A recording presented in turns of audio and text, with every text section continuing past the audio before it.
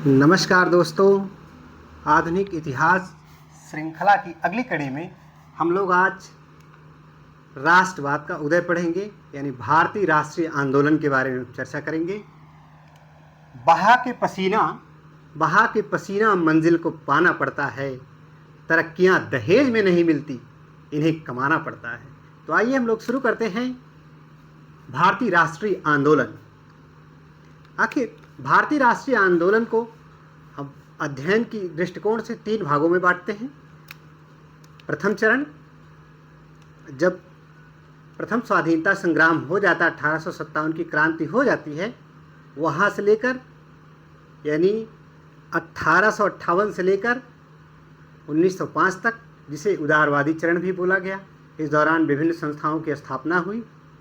और दूसरा चरण, जिसे हम उग्र राष्ट्रवाद के रूप में जानते हैं, दूसरा चरण 1905 से लेकर 1919 तक चलता है। और तृतीय चरण, जिसे हम लोग गांधीवादी युग के नाम से जानते हैं, 1919 से लेकर के आज़ादी तक, यानी 1919 से लेकर 1947 तक तृतीय चरण चलता है। अब देखते हैं आखिर राष्ट्रवाद का उदय हुआ।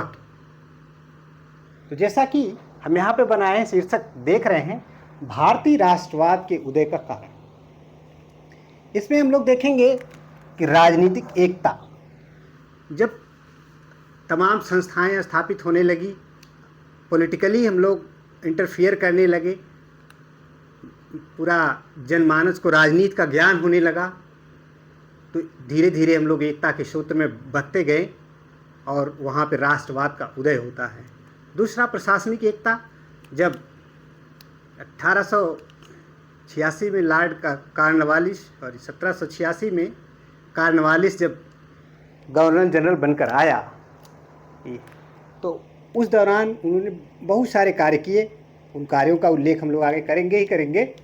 जैसे ICS, इंडियन सिविल सर्विसेज की स्थापना हुई, भारत में इंडियन सिविल सर्विसेज, न्यायालय हुआ, इन सब में प्रशासनिक एकता हुई।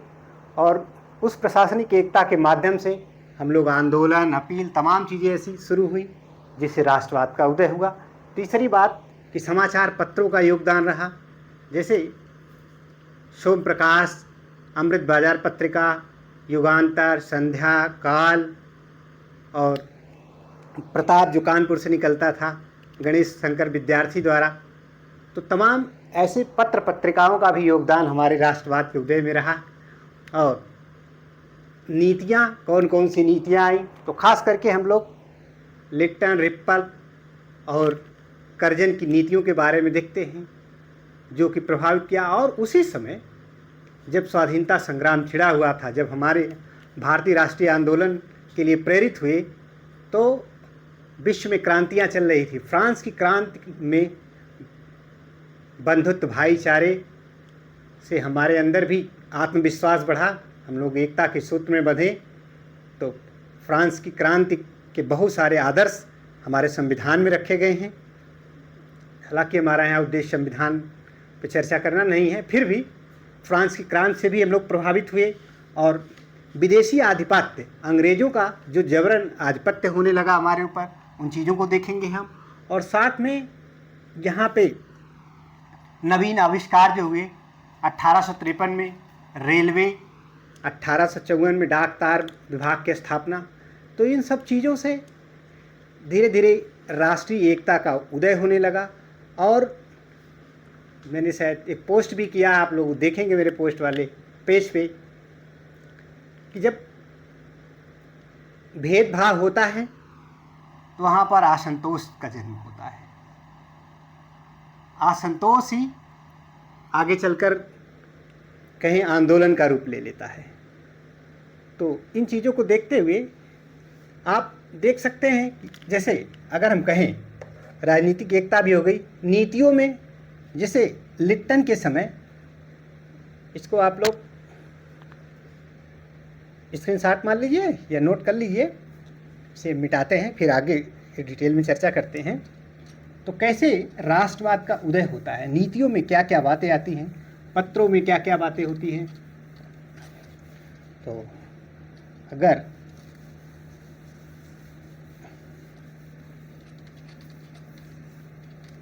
अब हम नीतियों की विशेष चर्चा करें तो पहली नीतियों में अगर हम लेंगे लॉर्ड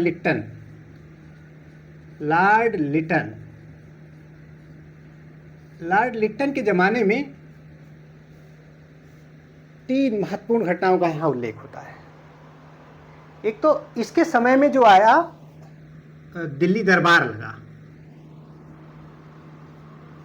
नीतियों में पहले इसकी देखें दिल्ली दरबार, और दिल्ली दरबार जैसा कि हम बताएं कि 3 बार लग चुका है, उसमें से एक यह भी है, और यह 1877 की बात है।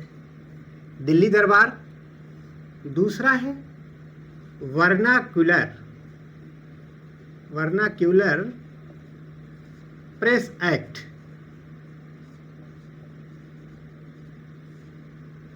ये भी वही 78 की, एक साल बाद नहीं 1878 की बात है। और शस्त्र अधिनियम,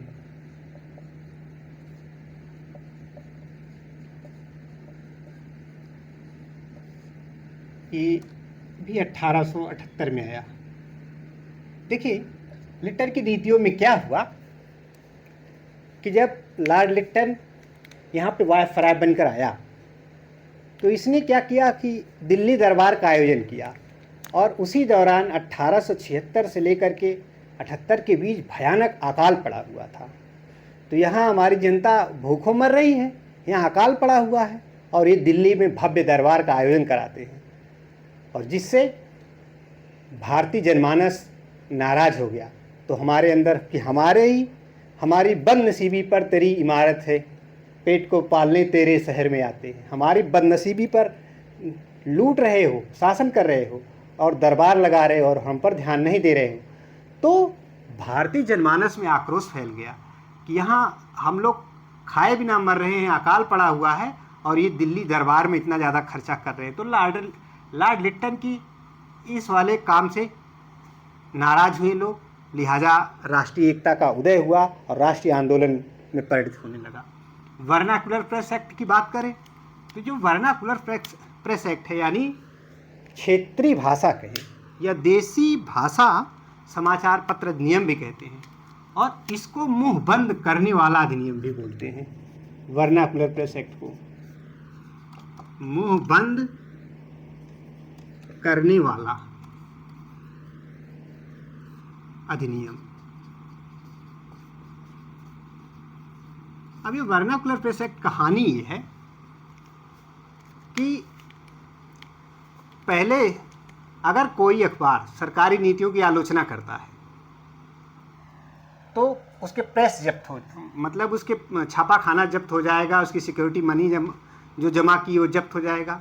तो ये होता था कि सभी लोग अंग्रेजी नहीं जानते थे, तो क्षेत्रीय भाषा में पत्र पत्रिकाओं के द्वारा अपने राष्ट्रीय एकता को, अपने अंग्रेजों की नीतियों का विरोध लिखा जाता था, सरकार की आलोचनाएं होती थी। तो इसमें कहा गया कि अगर सरकार की आलोचना किसी अखबार ने की तो उसे राजद्रोह माना जाएगा। उसी दौरान राजद्रोह का कानून भी आया। धारा आईपीसी की धारा 124 या जो भी 153 ये कौन सी है, तो अब तो सरकार ने हटा दिया इसको, उसको भी इसी के तहत कर दिया गया। और ये था कि अगर किसी ने ऐसा किया, एक अखबार था, उस पत्रिका का नाम था अमृत बाजार पत्रिका। अमृत बाजार पत्रिका ये घोष बंधुओं द्वारा निकाला गया, मोतीलाल घोष और शिशिर घोष। मोतीलाल घोष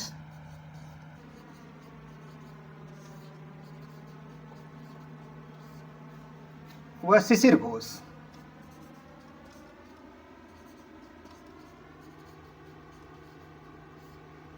अब ये छपता था बंगाली भाषा में, और जैसे ही पता चला रातों रात इसने अपना माध्यम बदल दिया, अंग्रेजी कर दिया, अंग्रेजी माध्यम में कर दिया। लेकिन इसकी भेंट चढ़ गया दूसरा, सोम प्रकाश नाम का एक पत्र था, ईश्वर चंद्र विद्यासागर द्वारा निकाला जाने वाला था। सोम प्रकाश इसकी भेंट चढ़ गया, या कई अखबार भेंट चढ़ गए। अब उन्होंने इसमें नियम बना दिया वर्नाकुलर प्रेस एक्ट में कि जो क्षेत्रीय भाषा में पत्र पत्रिकाएं आएंगी उनकी जांच पहले डीसी करेगा, मतलब डिस्ट्रिक्ट मजिस्ट्रेट डिस्ट्रिक्ट कलेक्टर के यहाँ जाएगी, उसको उसकी जांच होगी, कहीं उसमें ऐसी आपत्तिजनक ऐसी बातें तो नहीं जो अंग्रेजी शासन के विरुद्ध लिखा गया। यदि ऐसा पाया गया तो जो सिक्योरिटी मनी जमा की जाती थी वो भी जब्त कर ली जाएगी, उनका प्रेस जब्त कर लिया जाएगा। तो खूब इसको प्रताड़ित किया। और इससे अभी अंग्रेज तो ये सोचे कि अब हमने क्या किया, क्षेत्रीय भाषा के अखबार को बंद कर दिया, तो अब ये लोग अपनी बातों को फैला नहीं पाएंगे। और तीव्र प्रतिक्रिया हुई भारतीयों में। और सुरेंद्रनाथ बनर्जी एक पहले व्यक्ति थे, पहले जिनके समाचार पत्र की वजह से उन्हें बंद किया था, कैद की सज़ा हुई थी। बाकी आगे देखेंगे। तो देखते हैं वर्नाकुलर प्रेस एक्ट, ये नीतियाँ इनकी थी, इसके विरोध में लोग एकजुट हुए। और जैसे ही लॉर्ड लिट्टन के बाद लॉर्ड रिपन वायसराय बनकर आता है, तो भारी आक्रोश को देखते हुए वर्नाकुलर प्रेस एक्ट को समाप्त कर देता है, इस कानून को रद्द कर देता है। तीसरा, शस्त्र अधिनियम। शस्त्र अधिनियम के तहत ये था कि अंग्रेज शस्त्र रखेंगे, लेकिन भारतीय को रखने के लिए कड़े अनुज्ञा पत्रक लगाए गए, कड़े लाइसेंस की नीति लागू कर दी गई। यानी भारतीयों को शस्त्र लेके ऐसे चलना मनाही थी। तो इनकी नीतियों से, इन लॉर्ड लिट्टन की 3 नीतियों से भारतीय जनमानस आक्रोशित हो गया और उसकी परिणत राष्ट्रीय आंदोलन में हुई। और इसके बाद जो आता है, लॉर्ड लिट्टन के बाद वायसराय आता है लॉर्ड रिपन। लॉर्ड रिपन की जो सबसे बड़ी एक लॉर्ड रिपन, और इसके ज़माने में आया था 1883 में इल्बर्ट बिल। इल्बर्ट बिल में ये था कि अब जो यूरोपीय व्यक्ति होंगे उनके मामलों की सुनवाई के लिए इसने ये बिल लाया, एक सुधार, कानूनी सुधार लाया कि अब यूरोपियों के साथ साथ भारतीय भी जूरी में रहेंगे। यानी अब भारतीय न्यायाधीश भी यूरोपीय व्यक्तियों के मुकदमे सुनेंगे। इसके विरोध में लंदन में, यानी ब्रिटेन में भी और भारत में अंग्रेज़ों द्वारा, यूरोपियों द्वारा तीव्र प्रतिक्रिया हुई। इस पर विवाद खड़ा हो गया, कहे तो बात गलत है। फिर बाद में एक समझौते के तहत ये बात आई, तो जब वहाँ पे वो लोग विरोध करने लगे, यूरोपीय लोग विरोध करने लगे, तो हम भारतीय भी विरोध करने लगे। कहें हम क्यों नहीं, जब आप हमारे मामले की सुनवाई कर सकते हैं तो हम भी आपके मामले की सुनवाई कर सकते हैं। इसलिए एक बात तय की गई, उस एक समझौता हुआ। उस समझौते के तहत तय किया गया कि जब यूरोपीय मामला कोई होगा तो कम से कम उसमें आधी जूरी के सदस्य, मतलब जो न्यायमंडल बैठेगा उसमें कम से कम आधे सदस्य यूरोपीय होंगे। यहाँ पे आके समझौता हुआ। तो उस नीति से इल्बर्ट बिल जो है ये 1883 में आई थी। इस बात को भी थोड़ा सा हम लोग, चूँकि हमें ये कारण बताना है इसलिए इनके बारे में बहुत डिटेल नहीं, फिर भी इतना आपके लिए सफिशिएंट है।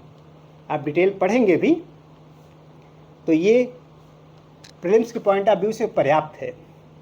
और एक तो ये हो गए, दूसरे साहब हो गए। तीसरे करजन जब आया, लॉर्ड करजन, प्रयागराज में करजन ब्रिज भी है, और एक करजन, इसके समय में ये बहुत बड़ी बात जो बंगभंग हुआ था, यानी बंगाल विभाजन, बंगभंग 1905।